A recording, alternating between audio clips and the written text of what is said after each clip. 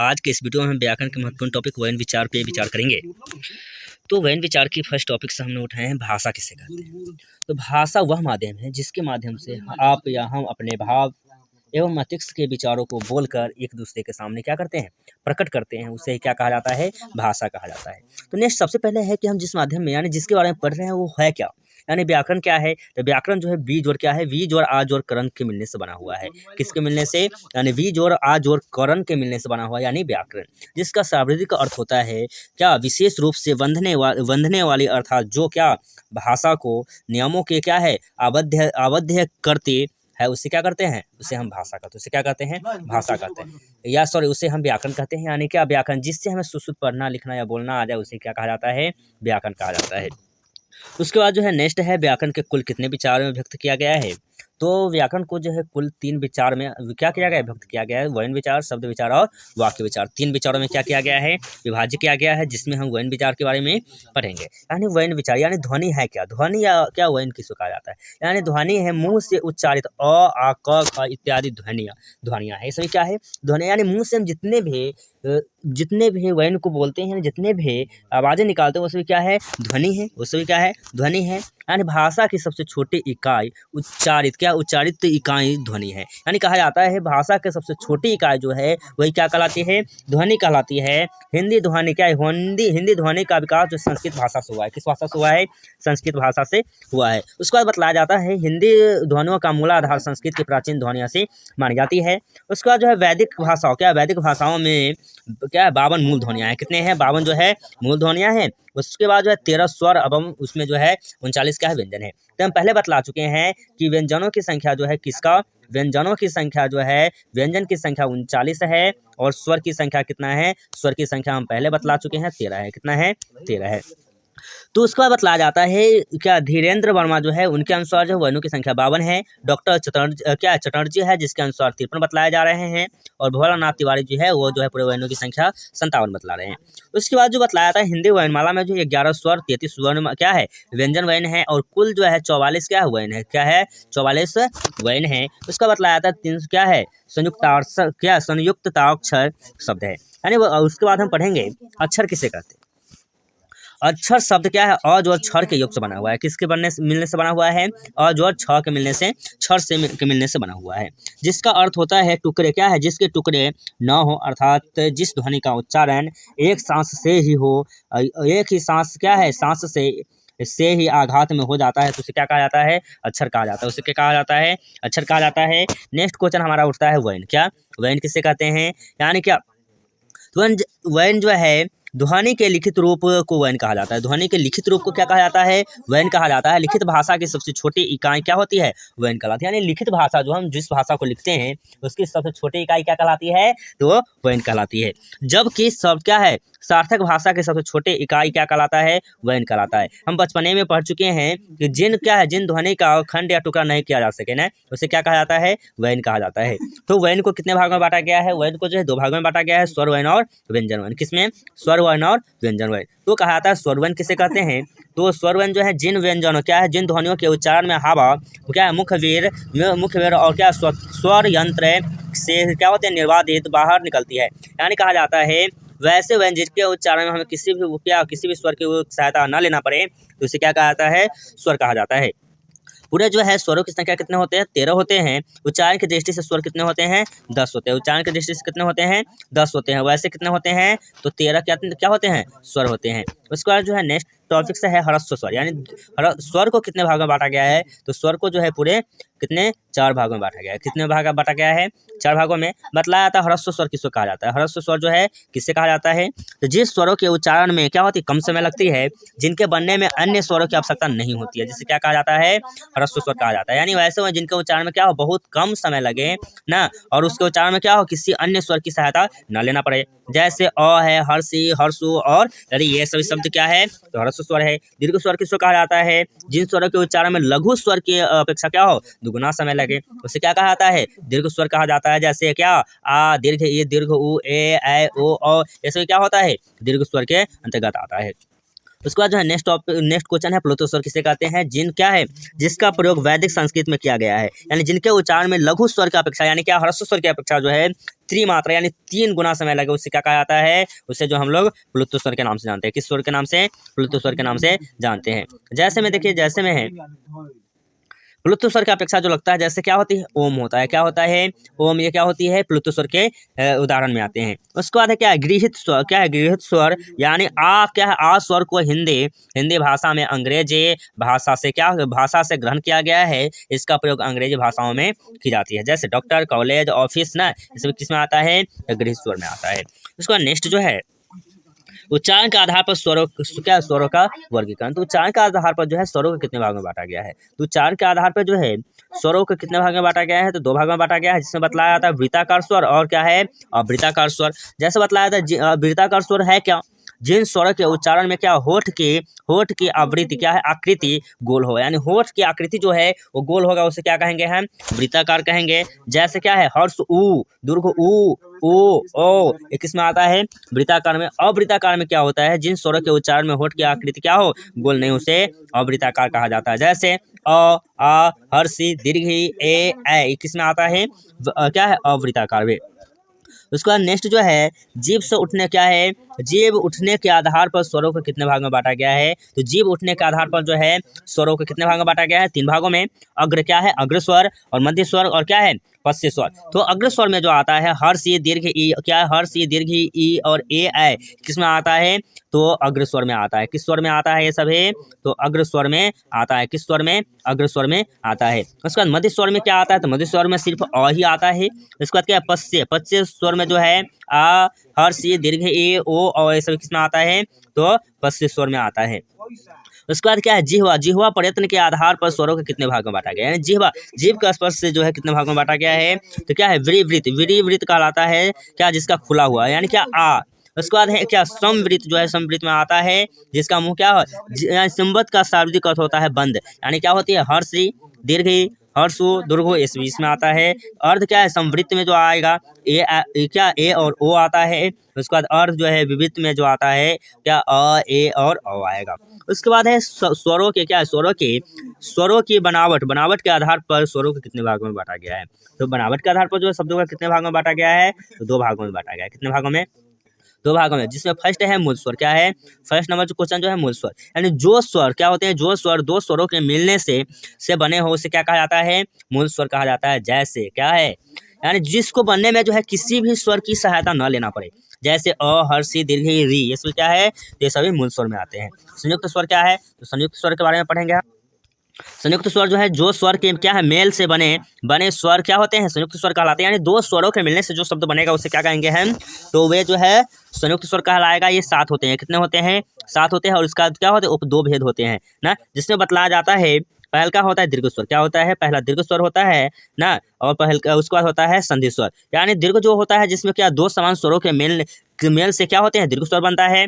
जैसे क्या अ और अ के मिलने से आ बनेगा, हर्षी के मिलने से दीर्घ बनेगा, हर्षु और हर्षु के मिलने से दीर्घ उ बनेगा। ये क्या हुआ, ये जो है दीर्घ स्वर में आता है। उसके बाद क्या है संधि स्वर, यानी संधि स्वर में जो आएगा आपका वो अ जोड़ हर्ष यानी ए हो जाएगा, अ जोड़ ए क्या ए हो जाएगा। उसके बाद अ जोड़ उ ए क्या ओ, ऐसे ये सभी जो है किस में आ जाएंगे, ये सभी जो है आपका संधि स्वर में आ जाएंगे। उसके बाद नेक्स्ट जो हम पढ़ेंगे विसर्ग क्या है। नेक्स्ट जो है विसर्ग क्या है, यह संस्कृत यह क्या है मूल्यतः संस्कृत की ध्वनि है। ये विसर्ग जो है संस्कृत की ध्वनि है, जिसका प्रयोग हम तब सब शब्दों पे करते हैं। जैसे क्या है अंतःकरण, प्रातःकाल, ये सभी क्या होता है तत्समय आता है।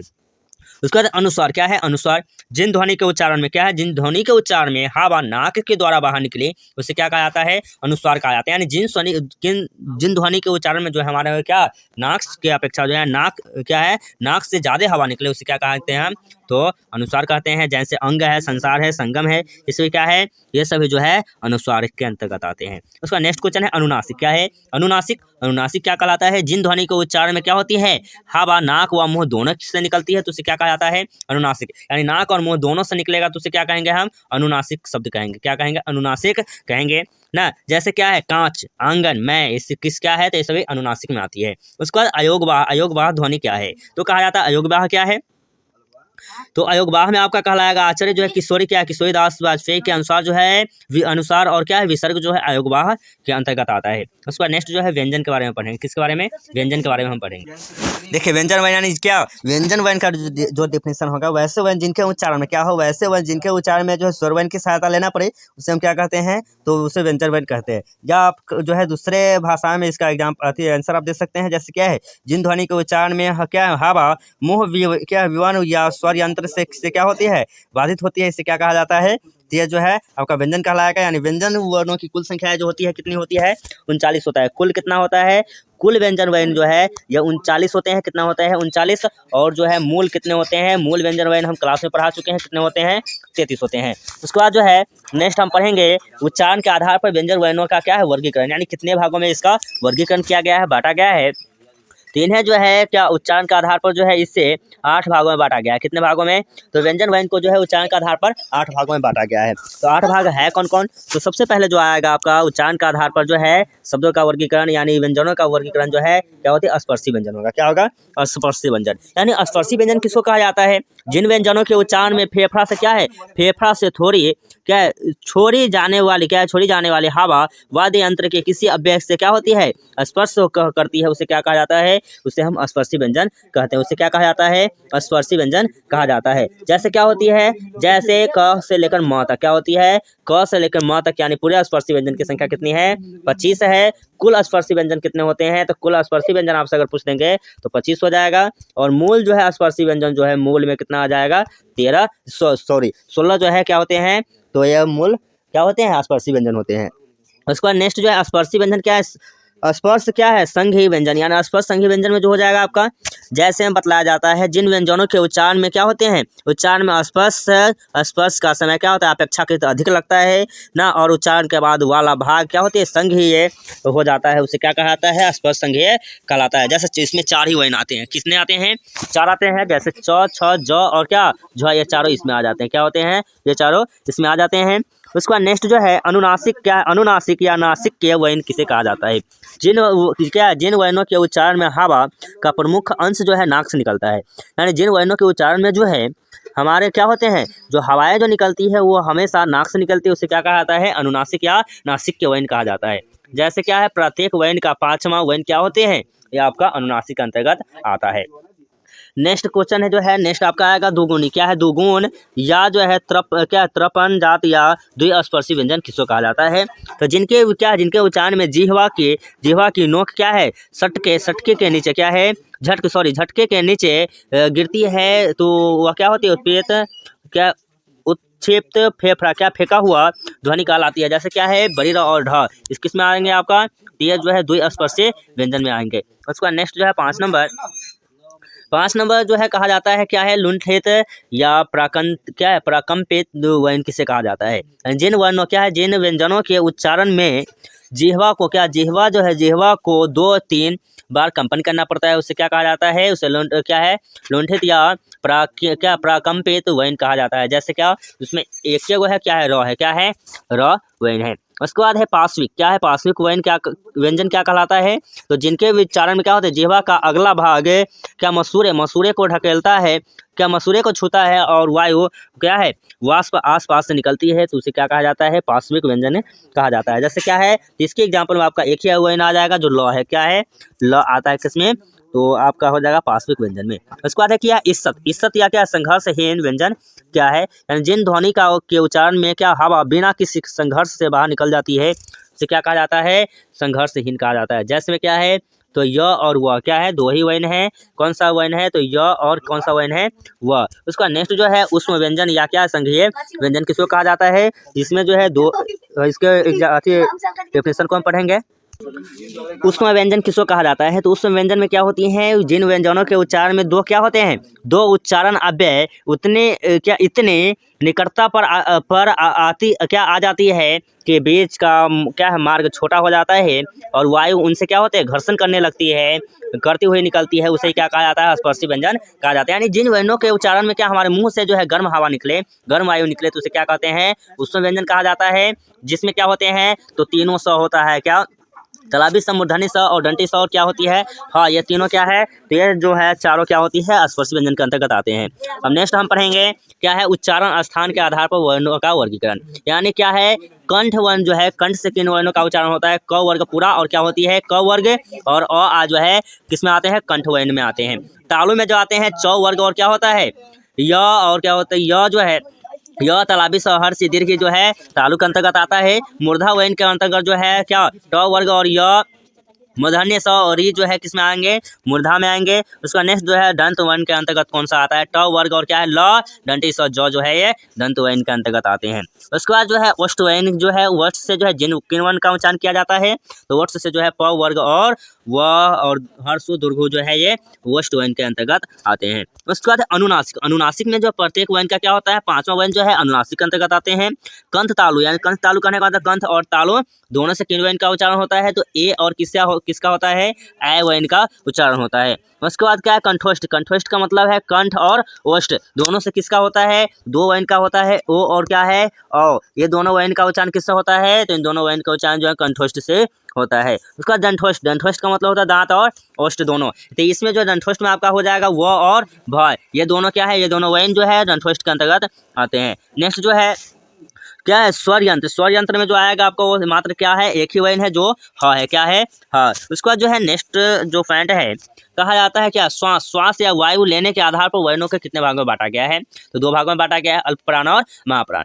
यानी क्या है जिन वर्णों के उच्चारण में कम हवा निकले या कम श्रम यानी कम मेहनत लगे तो उसे क्या कहा जाता है अल्पप्राण कहा जाता है। उसके बाद महाप्राण किसको कहा जाता है, तो महाप्राण में हो जाएगा जिन वर्णों के उच्चारण में क्या होते हैं हमारे मुंह से अधिक मात्रा में क्या हो हवा निकले और अधिक मेहनत करना पड़े उसे क्या कहा जाता है महाप्राण। जैसे जो है अल्पप्राण में हो जाएगा आपका प्रत्येक वर्ण का पहला वर्ण, तीसरा वर्ण, पांचवा वर्ण और क्या य र ल व, ये सभी क्या आ जाएगा, ये सभी जो है आपका वो अल्पप्राण के अंतर्गत आ जाएगा। बाकी बात जो बच गया आपका वो महाप्राण में आएंगे, दूसरा वर्ण, चौथा वर्ण, उसके बाद जो है तालाबी स, मूर्धन्य स, दंती स और ह जो है किसमें आ जाते हैं महाप्राण के अंतर्गत आ जाएंगे। उसके बाद नेक्स्ट जो है पॉइंट है नेक्स्ट पॉइंट है स्वतंत्रिकाएं, क्या है स्वतंत्रिकाओं के आधार पर व्यंजन का वर्गीकरण। तो इसके आधार पर जो है वर्णों का जो वर्गीकरण कितने भागों में किया गया है, दो भागों में किया गया है, पहला घोष वर्ण और दूसरा क्या है अघोष वर्ण। यानी घोष वर्ण को ही हम सघोष के नाम से जानते हैं ना, तो इसका आपका जो है आंसर हो जाएगा जिन ध्वनि के उच्चारण में स्वन तंत्रिका में क्या हो कंपन पैदा हो, यानी ऐसा ध्वनि होगा जिसके उच्चारण करने में हमारे क्या स्वन तंत्रिकाएं जो है वो कंपन करने लगे यानी कांपने लगे, तो इसे हम क्या कहेंगे घोष वर्ण कहेंगे ना। तो इसका जो एग्जाम्पल आपका हो जाएगा प्रत्येक वर्ण का तीसरा चौथा पांचवा, क्या है तीसरा चौथा पांचवा वर्ण और योर ल व और क्या हाँ, ये सभी क्या हो जाएंगे आपका घोष वर्ण के अंतर्गत आ जाएगा। उसके बाद जो है नेक्स्ट है अघोष वर्ण या कठोर वर्ण किसे कहा जाता है, तो आपका अघोष वर्ण का जो आंसर हो जाएगा जिन ध्वनि क्या है जिन ध्वनि के उच्चारण में स्वन तंत्रिका क्या होती है कंपन पैदा नहीं होती है, तो उसे हम अघोष वर्ण कहते हैं। जैसे प्रत्येक वर्ण का पहला वर्ण, दूसरा वर्ण, तालाबी स, मूर्धन्य स और दंती स, ये सभी किसमें आ जाएंगे अघोष वर्ण के अंतर्गत आ जाएंगे।